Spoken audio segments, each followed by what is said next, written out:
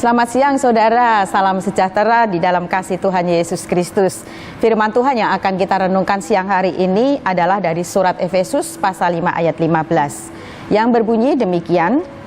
Karena itu perhatikanlah dengan seksama bagaimana kamu hidup, janganlah seperti orang bebal, tetapi seperti orang arif.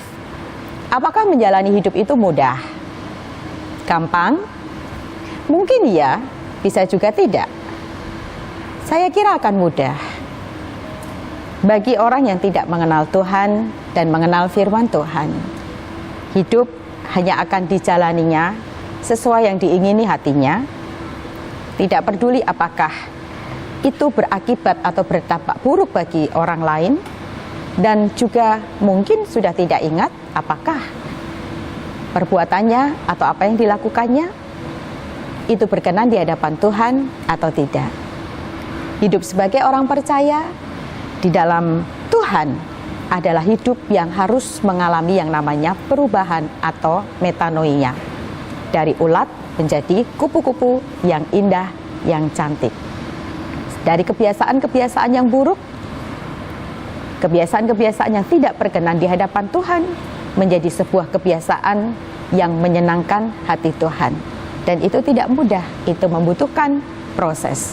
Terlebih lagi saudara dan saya, kita ini sedang berada, kita hidup dan kita adalah manusia yang hidup di zaman akhir. Apa yang dituliskan oleh Rasul Paulus, keadaan manusia zaman akhir? Saudara bisa membacanya dari 2 Timotius pasal 3 ayat 1 sampai 5. Bahwa hari-hari terakhir akan datang masa yang sukar, saudara. Saudara merasakan hari ini kita berada pada masa yang sukar? Sukar mencari pekerjaan, sukar untuk mempertahankan pekerjaan, sukar untuk mengelola kehidupan kita, sukar untuk menghadapi riuhnya dunia saat ini yang melaksanakan dan melakukan apa yang diinginannya hatinya. Saudara, keadaan manusia pada akhir zaman, manusia akan mencintai dirinya sendiri, akan menjadi hamba uang. Mudahkah kita berada di situasi yang seperti ini?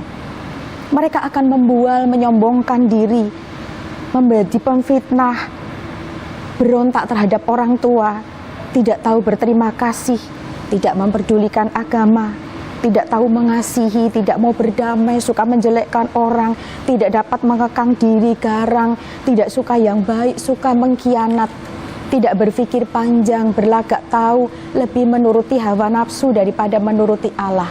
Secara lahiriah mereka menjalankan ibadah mereka, tetapi pada hakikatnya mereka memungkiri kekuatannya. Jauh gilah mereka itu. Itu Rasul Paulus, saudara, menuliskan itu jauh sebelum kita lahir dan kita hidup sekarang ini. Maka firman Tuhan mengingatkan kita, janganlah seperti orang bebal.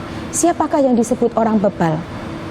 Orang bebal tidak bisa diajar, tidak suka diajar, tidak peduli dengan nasihat, selalu merasa benar dalam jalan yang ditempuhnya dan tidak pernah merasa salah.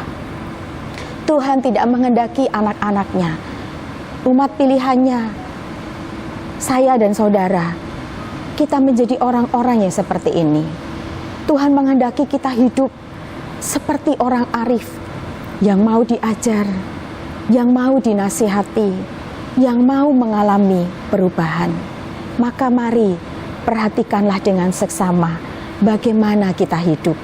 Sebab segala yang kita lakukan di dunia ini kelak akan kita pertanggungjawabkan di hadapan tahta pengadilan Tuhan.